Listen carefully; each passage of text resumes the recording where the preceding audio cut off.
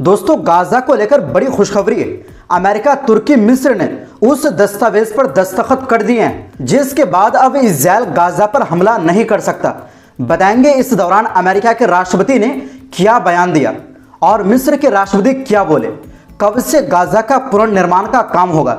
इनके अलावा इजरायली संसद में ट्रंप के भाषण के दौरान फिलिस्तीन को लेकर जो हुआ वो काफी दिलचस्प है, आपको ये भी बताएंगे। इसी के साथ 20 इजरायली कैदी के बदले 2000 फिलिस्तीनी कैदी रिहा हो गए हैं। लेकिन इस दौरान फिलिस्तीन के अंदर आंसुओं के साथ खुशी का जो नज़ारा देखने को मिला, हम आपको वो सभी तस्वीरें दिखाने वाले हैं। साथ में इन कैदियों पर हमास ने जो बयान दिया है वो भी काफ़ी अहम है।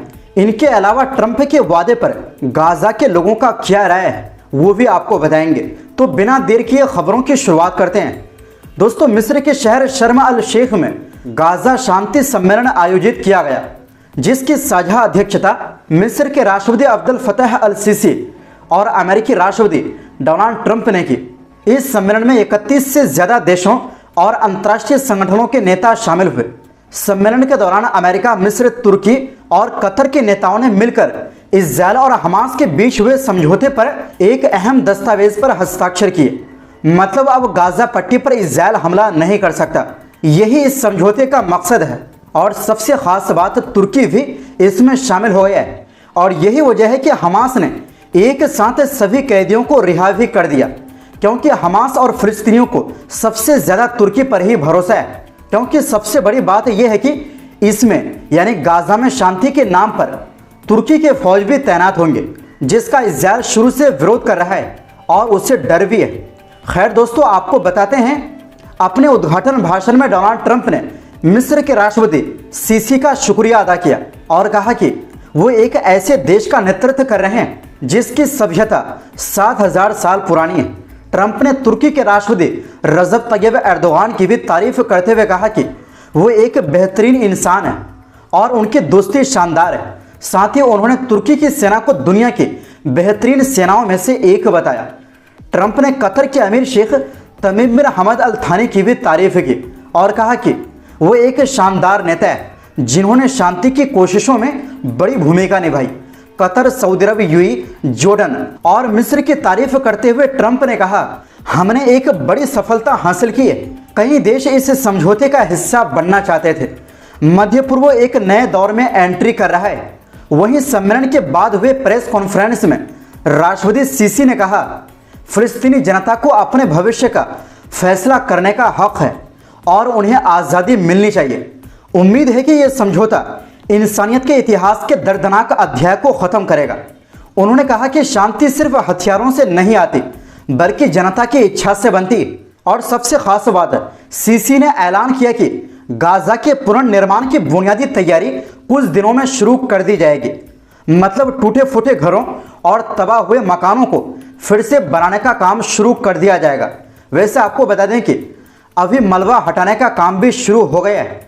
सीसी ने ट्रंप की तारीफ करते हुए कहा, गाजा समझौता एक ऐतिहासिक उपलब्धि है और ट्रंप ही वो शख्स है जो इस क्षेत्र में शांति ला सकते हैं। उन्होंने ये भी कहा कि गाजा में मदद का सामान पहुंचाना और इजरायली कैदियों की लाशों को उनके परिवारों तक पहुंचाना अब सबसे अहम काम है। वैसे आपको बता दें कि इजरायली बंधकों के शव को भी हमास ने उनको सौंप दिया है। वहीं ट्रंप ने इस दस्तावेज को ऐतिहासिक बताते हुए कहा, हमने मिलकर वो कर दिखाया जिससे हर कोई नामुमकिन कह रहा था, और वो है मध्य पूर्व में शांति। उन्होंने कहा कि गाजा में अब युद्ध खत्म हो गया है और मानवीय मदद का सिलसिला शुरू हो गया है। ट्रंप ने यह भी माना कि अब असली चुनौती गाजा के पुनर्निर्माण की है। उन्होंने अरब और इस्लामी देशों का शुक्रिया अदा किया जिन्होंने इस शांति प्रक्रिया में मदद की। दोस्तों, ये सम्मेलन शर्म अल शेख शांति सम्मेलन के नाम से आयोजित किया गया था, जिसका उद्देश्य गाजा युद्ध को खत्म करना और मध्य पूर्व में हमेशा के लिए अमन व शांति की दिशा में कदम बढ़ाना था। इस सम्मेलन में प्रमुख नेताएं शामिल थे, तुर्की के राष्ट्रपति रजब तैयब एर्दोगान, कतर के अमीर शेख तमीम बिन हमद अल थानी, जॉर्डन के राजा अब्दुल्ला द्वितीय, फ्रांस के राष्ट्रपति एमुनियल मैक्रोन, इराक के प्रधानमंत्री मोहम्मद शिया अल सुदानी, इटली के प्रधानमंत्री जॉर्जिया मेलोनी और ब्रिटेन के प्रधानमंत्री कियर स्टारमर। समझौते के मेन पॉइंट थे गाजा में हमेशा के लिए युद्ध का खात्मा, कैदियों की अदला बदली, गाजा में इंसानी मदद यानी खाने पीने, दवाई, सब ज़रूरी सामान पहुंचाना और गाजा की देखरेख के लिए एक टेम्परेरी फिलिस्तीनी प्रशासन बनाना। उम्मीद जताई जा रही है कि ये सम्मेलन हमेशा की शांति, पुनर्निर्माण और क्षेत्र में एक नए दौर की शुरुआत की दिशा में एक बड़ा कदम साबित होगा। दोस्तों, आपको आगे ये भी बताएंगे कि ट्रंप के वादे पर गाजा के लोगों की क्या राय है। लेकिन आपको बता दें कि इस सम्मेलन से पहले जब डोनाल्ड ट्रंप इजरायली संसद में बोल रहे थे, तब दो विपक्षी सांसदों ने उनका विरोध किया।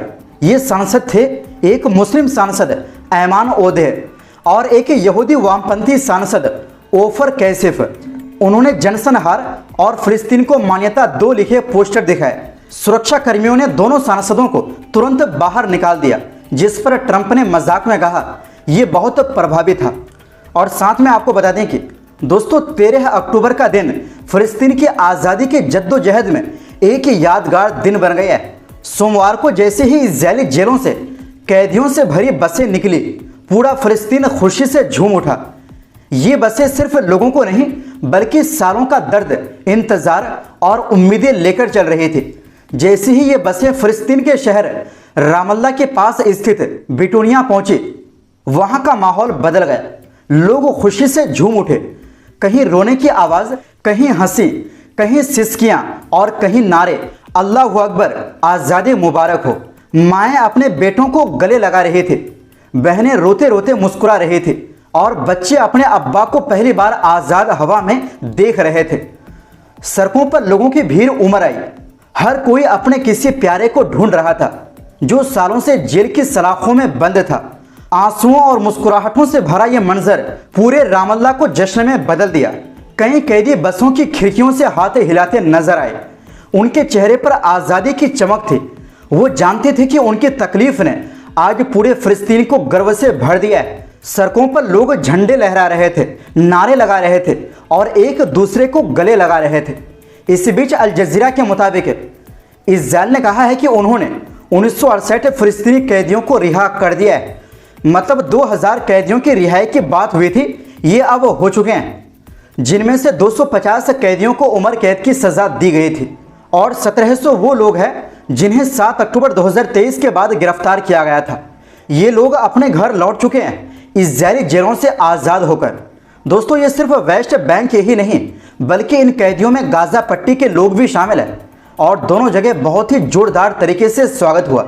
जैसे कि आप तस्वीरों में देख सकते हैं, ये ऐतिहासिक पल ऐसे वक्त आया है जब अभी भी 11,100 से ज़्यादा फिलिस्तीनी इजरायली जेलों में बंद है, जहां उन्हें भूख, प्यास, यातना और इलाज की कमी का सामना करना पड़ रहा है। कई कैदी तो इस जुल्म में अपनी जान भी गंवा चुके हैं। लेकिन ये दिन उम्मीद की जीत, सब्र की जीत और आज़ादी की जीत का दिन बन गया है। फिलिस्तीन की गलियों में आज सिर्फ एक ही आवाज़ गूंज रही है, हम हार नहीं मानेंगे, ये आज़ादी की शुरुआत है। इस बीच फिलिस्तीनी संगठन हमास ने कहा है कि कैदियों की रिहाई हमारे राष्ट्रीय संघर्ष की बड़ी कामयाबी है और ये एक गर्व का पल है। टेलीग्राम पर जारी बयान में हमास ने कहा, हम अपने आज़ाद हुए कैदियों, उनके सब्र करने वाले परिवारों और पूरे फिलिस्तीनी लोगों को इस आज़ादी पर मुबारकबाद देते हैं। हमास ने बताया कि रिहा हुए कैदियों ने बताया है कि उन्हें पिछले 2 सालों में मानसिक और शारीरिक तौर पर बहुत ज़्यादा तकलीफें दी गई। उन्होंने कहा कि ये अत्याचार आज के दौर की सबसे क्रूर और जालिम हरकतों की मिसाल है। हमास ने मानवाधिकार संगठनों से अपील की है कि वो इजराइल द्वारा कैदियों के साथ किए जा रहे जुल्म और अपराधों के खिलाफ कदम उठाएं। दोस्तों, अब आपको बताते हैं ट्रंप के वादे पर गाजा के लोगों की राय। दरअसल गाजा के लोगों की सबसे बड़ी उम्मीद यही है कि अमेरिकी राष्ट्रपति डोनाल्ड ट्रंप के मिस्र में किए गए वादे सिर्फ राजनीतिक बयान न बनकर हकीकत में बदलें। अल जज़ीरा के मुताबिक गाजा एक ऐसा इलाका है जो अधूरे वादों और टूटी उम्मीदों से घायल हो चुका है। लोग अब दोबारा वही हालात नहीं देखना चाहते, क्योंकि पिछले 2 सालों में लगातार बमबारी और बेघर होने से यहाँ की जिंदगी को मलबे में बदल दिया है। लोगों के लिए ये राहत की बात है कि युद्ध विराम समझौते का पहला चरण ठीक तरह से लागू हो रहा है। अब उम्मीद की जा रही है कि दूसरे चरण में मानवीय मदद गाजा में पहुंचेगी। ये राहत इसलिए भी जरूरी है क्योंकि सर्दी का मौसम करीब है और ऐसे में सड़कों पर या पुराने फटे टेंटों में रहना बेहद मुश्किल हो जाएगा। लोगों को अब सुरक्षित शेल्टर्स या मोबाइल घरों जैसी असली पनाहगाहों की जरूरत है। लोग उम्मीद से जुड़े हुए हैं, लेकिन साथ ही इस बात को लेकर कुछ तय नहीं कर पा रहे हैं कि आगे क्या होने वाला है। तो दोस्तों, फिलहाल के लिए इस रिपोर्ट में बस इतना ही। फिर मिलते हैं एक नई रिपोर्ट्स के साथ। आपसे गुजारिश है, हमारी सपोर्ट के लिए इस वीडियो को लाइक और शेयर जरूर करें। बहुत बहुत शुक्रिया।